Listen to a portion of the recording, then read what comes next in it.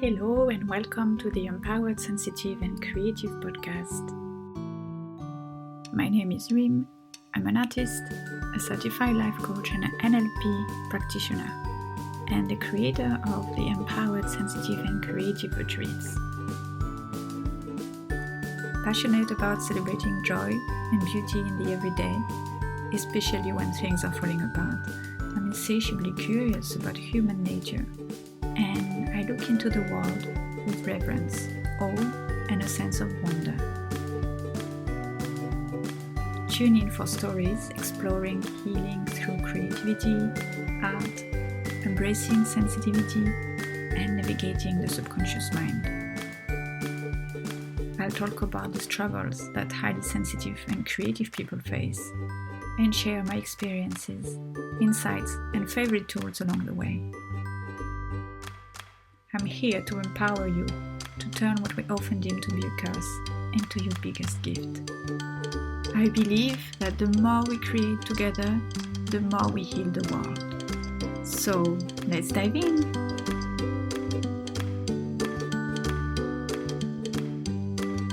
Hello and welcome to another episode of the Empowered, Sensitive and Creative podcast. I'm so happy and grateful for you tuning in. Hello and welcome to a new episode of the Empowered, Sensitive and Creative podcast. Today I want to talk about a secret ingredient that's often overlooked in the personal development world and incidentally also in the creative world and the art world. And that is innocence. When we add a sprinkle of innocence, things feel much better. And when I said, I prefer to say it right away, because you're probably going to tell me, what do you mean innocence is not encouraged in the creative world? What do you mean? Yes, I mean, it can be encouraged while making art or researching for art, but seldom it is mentioned when it comes to life, aside from when making art, like the rest of it. Because making art is one thing, but you also need to make, as an artist, you need to make a living from it. So all the rest, facing rejections, marketing, selling, putting yourself out there, even making art, sometimes it's not approached in a very innocent way because we put so much pressure on ourselves. But anyway, let's go back let's talk more about innocence and what I mean by that. It's actually not a word that I used a lot before in the past. I think this word is has quite a bad rap in our society. It's not really something that we want to embody. It's not something that we really want to be. It usually sounds quite childish and naive and irresponsible, or maybe something like, oh, we can take advantage of that. So it's not a word that I used to use a lot. I don't think it's something that is really common in our vocabulary nowadays. Usually when we use the word innocent, I mean, unless we talk about crimes and people being innocent and whatnot, I think we usually use the term innocent for children and animals. But it's also great for humans. And how did I start to think in terms of innocence? It's I'm laughing because I think at every episode I end up talking about that. Human design. I learned from human design that my motivation is innocence. If you are not familiar with human design, it is a system is a kind of an energy system that is calculated through the stars. It's a bit like astrology. It's actually been inspired by the I Ching and astrology. It's really bluffing. I don't think I don't believe it's a Bible, that we should stick to it absolutely and take nothing else into consideration, but I think it's a very useful way to learn more about ourselves and to learn more about our energy. So I found out that my motivation, so in human design, motivation is what really motivates us to do things. What is really deep down, what is pushing us to do the things we do, to take action. And for me, it's innocence. And that's not common at all. It's quite, it's not a common motivation. And as I was mentioning a bit earlier, it's a bit counterculture, you know, because it's not something that is really sought after. For example, in your resume, you don't put innocence. So at a job interview, you know, when people ask you that question, what's your best quality, what's your strengths, usually people don't say my innocence. So initially when I found out about that, I was very puzzled. I was like, what does it mean? And I've been digging a lot trying to find an interpretation from a human design point of view, and the one that I found that really stood out and made sense for me is this by Vanessa Henry, a human design specialist. So that's what she says about innocence. I make sense of reality when I grow through my own path rather than staying trapped in the ancestral loops of my roots. I'm motivated to be my own person. While this is my motivation, meaning I'll have access to this specific energy consistently all my life, everyone else can benefit from tapping from it from time to time. Because after all, we all have all the energies and archetypes and qualities, personality qualities within. And I think growing through our own path rather than staying trapped in the ancestral loops is really important for everyone. Being motivated to be your own person is I think it's the source of authenticity. It's the source of empowerment. Empowerment so that you can feel empowered to be you, not your brother, your sister, your father, your grandmother, your mother, not your ancestors. You are you. So even though like initially I found that this was quite triggering because all the info I could find was it means that I need to have no desire. Like, I'm sorry, no desire. And it was about, oh, you know, just enjoy your life, no matter what it is, and just take it easy, something like that. And I found that's very disempowering. But when you think about the definition by Vanessa Henry, that's much more empowering. Now I see it as embracing my childlike natural flavor, my attitude, spontaneity, my openness and tolerance. It doesn't mean behaving like a child, but embracing those childlike qualities. So now I see innocence as really a word that encompasses curiosity, openness, spontaneity, freshness, being not non-judgmental, doing things only when inspired, not driven by the need to reach an expected outcome, free-spirited, and enjoying just being. Innocence for an adult is a bit like childlike spontaneity, right? So that would mean that when people embody innocence, they can easily get everything they need without too much effort. They don't have to strive for things. Just like a child, they don't have to try to prove something. They don't try to work super hard for their needs, and usually their needs are simple. Just like a child, young children don't doubt their worth. That's even not a question for them.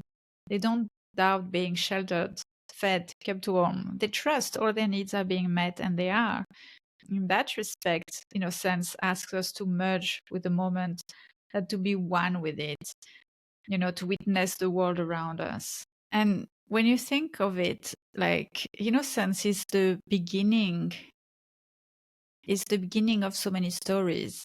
The first thing that came to mind is is the story of Alice's in Wonderland, and how Alice, at the beginning of her journey, she follows the rabbit out of sheer curiosity. She has no ulterior motive. So that could be the meaning of having no agenda. She has no expectations.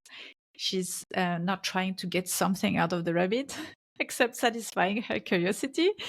But she's really following it out of joy, out of pleasure, out of excitement, curiosity. She's all in. She's in that moment. When she's following the rabbit, she's all in the moment. She's all in that action. Another thing that came to mind is the last or first card of the major arcanas in tarot, depending on which variety you use. But basically, it's the number 0, the card number 0, and it represents the beginning of the fool's journey. So first 0, it's this is the number of infinite possibilities, the number of beginnings. I love that it's a fool, that the fool is called a fool, because so often in our society we think that being innocent or being childlike is being a fool. I've heard "don't be foolish" so many times. I think us creatives and sensitives, we are amongst the biggest fools on earth. At least for others. That's how people see us a lot of the time. Our qualities, like being sensitive, being creative, being an artist, so often it's seen as being irresponsible, as being foolish. But in fact, the fool begins an amazing adventure. Once on his path, he will encounter all kind of experiences that will lead him to growth. And first and foremost, that's the journey of the human when it first comes to the world. Eyes wide open, curious about everything, holding no judgment, no expectation, a true innocent. So, in fact, we all begins as innocent.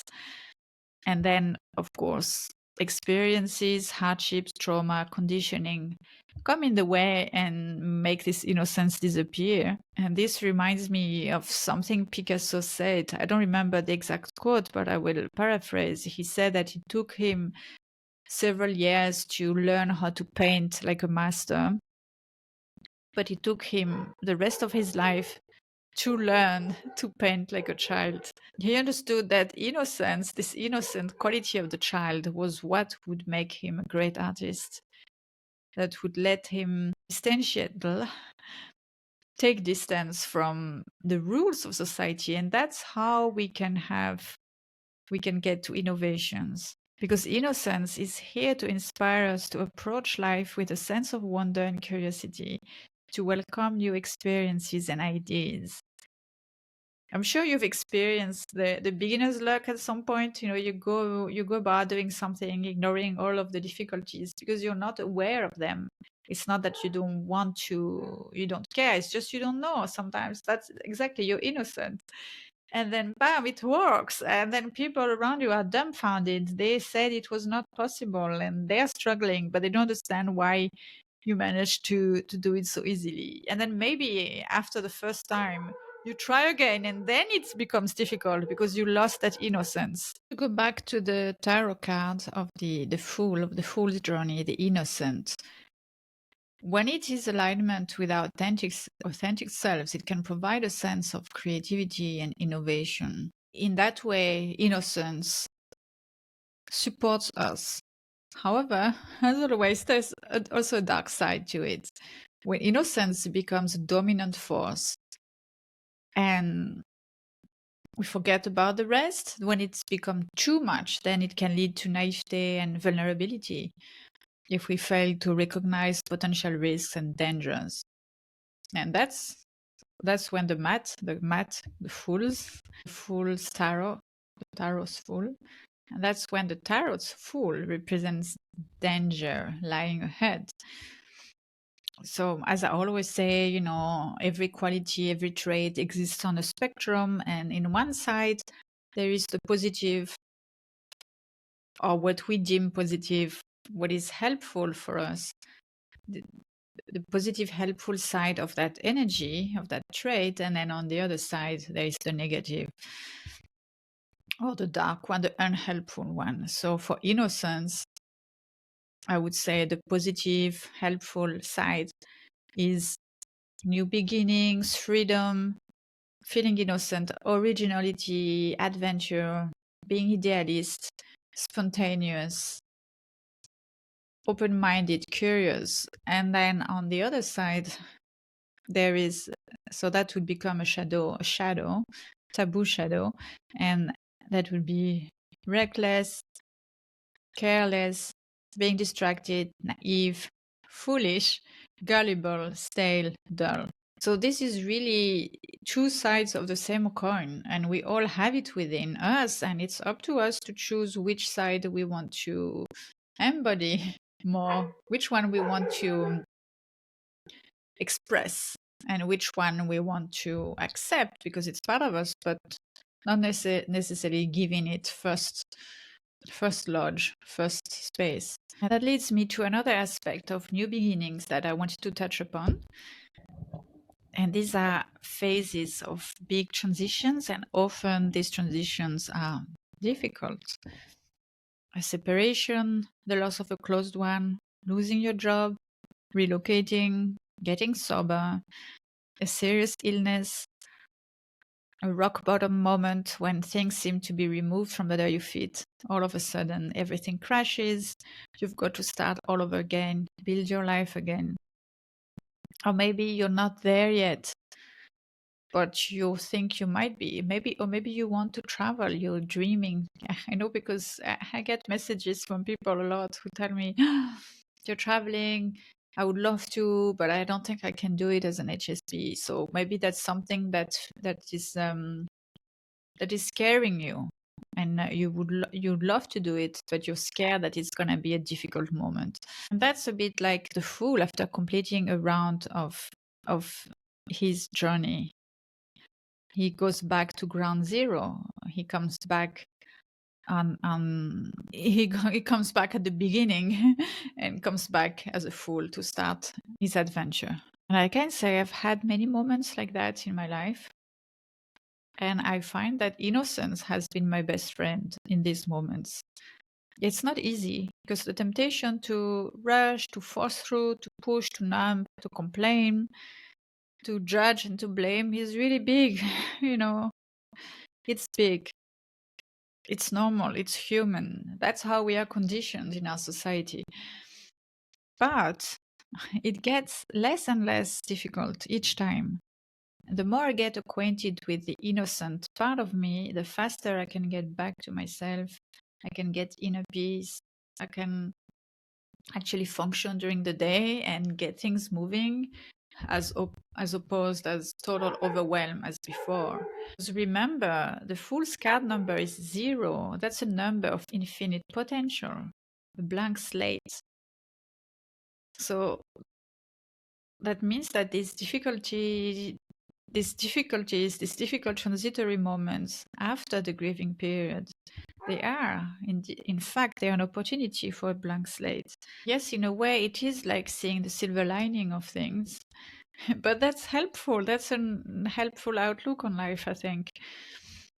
Otherwise, we can really get sucked in doom and gloom, and it gets really hard to get back up. And what's the point? Because, like we know, life is a series of events, some happy, some easy, some difficult, some unhappy. There will always be things happening, right? There will always things to deal with that we have to deal with. And things will get removed from us from time to time. And innocence is asking us to see it as a proof of redirection, as a proof of it's not like you are bad, it's not like you deserve to be punished. Not at all. It's an opportunity to start anew, to start afresh. It's the beginning of a new journey. The innocent believes that anything can happen. There are many opportunities. They are lying out there, and we just need to go around and explore and develop these opportunities. The innocent, the fool, and therefore the innocent, is actually inspiring us courage. It's really this idea that Every difficult situation is actually a chance to open up new areas in our life. And that comes with a mixture of anticipation, wonder, awe, and curiosity, like the child, like the innocent. Oh, I'm curious. What's going to happen? What am I going to learn? What am I going to discover? If you approach everything with this mindset, what am I going to learn? What I'm going to discover? What I'm going to explore?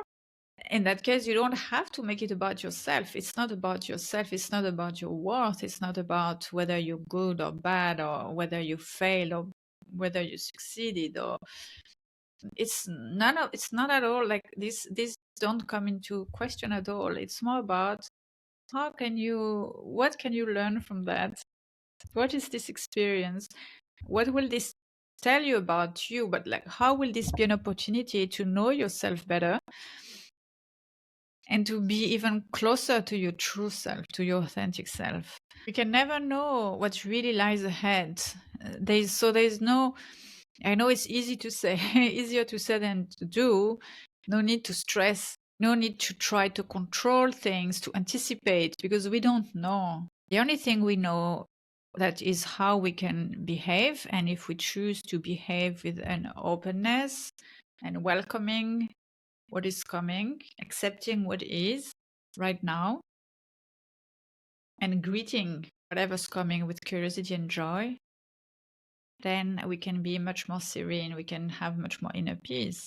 And by the way, in order to really reap the rewards of this innocent energy, it's important to do the work of getting clear on what truly matters to you, your core values, what's non-negotiable, what are your boundaries, how will you protect yourself and your energy, how will you protect an innocent child that depends on you, how will you ensure that your innocence will not be taken advantage of, that your innocence will not slip into naivete?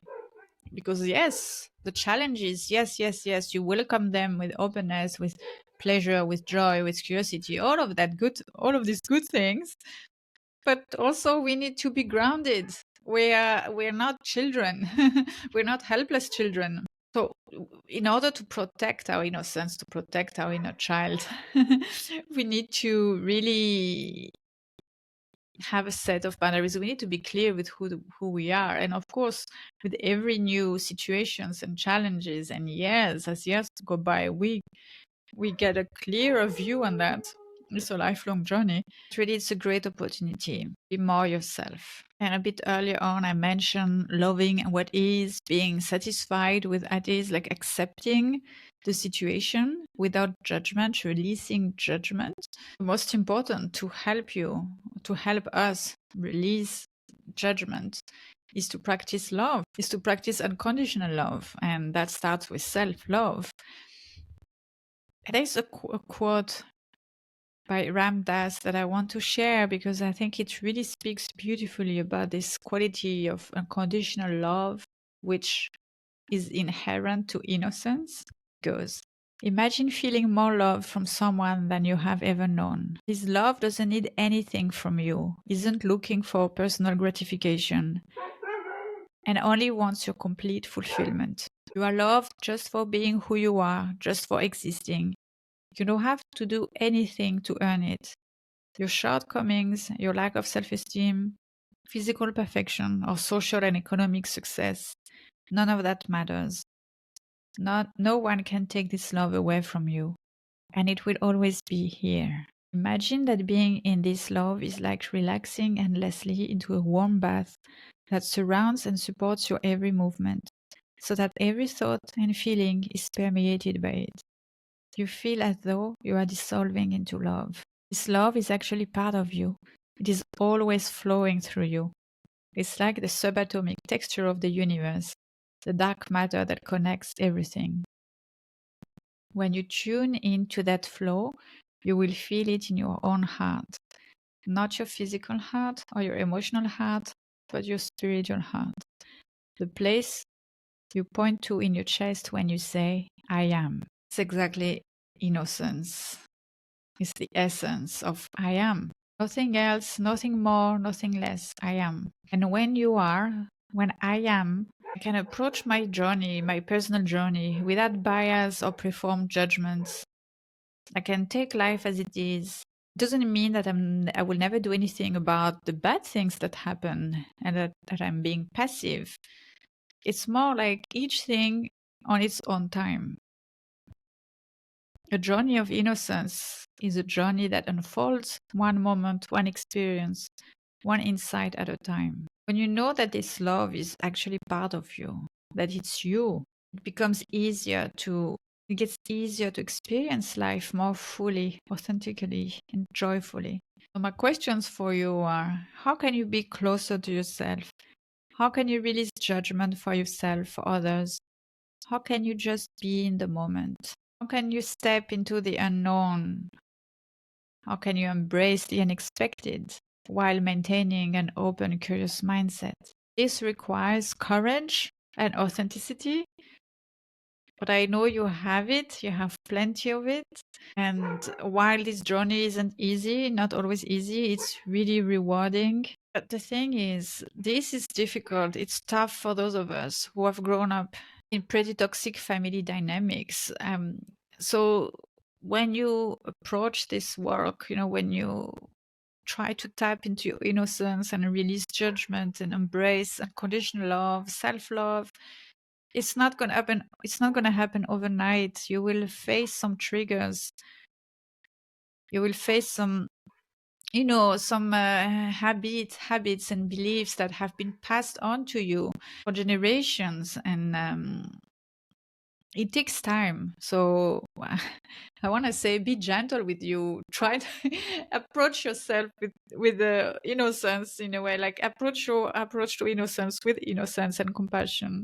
That's why I always recommend to work with someone to heal any traumas, because it's really hard to handle on your own. Traumas stay in the body unless healed, and it makes it difficult to open up and to feel self-love when it's still trapped within. It keeps us captive, really, to it. In the work I do with my clients, I combine different modalities, including subconscious reprogramming, mindfulness, and positive intervention for reducing anxiety and stress and releasing feelings of self-hatred and self-judgment, which makes it much, much easier to then embrace our authentic self with ease and confidence. So if that sounds like something you could benefit from, do get in touch and book your first session with me, and then we can discuss how I can support you. Also, I wanted to mention that I know these are difficult times. That's why I'm offering the first session at a reduced price, so that you can release the pressure of maybe making a mistake. It will allow you to test and explore what would coaching with me be like.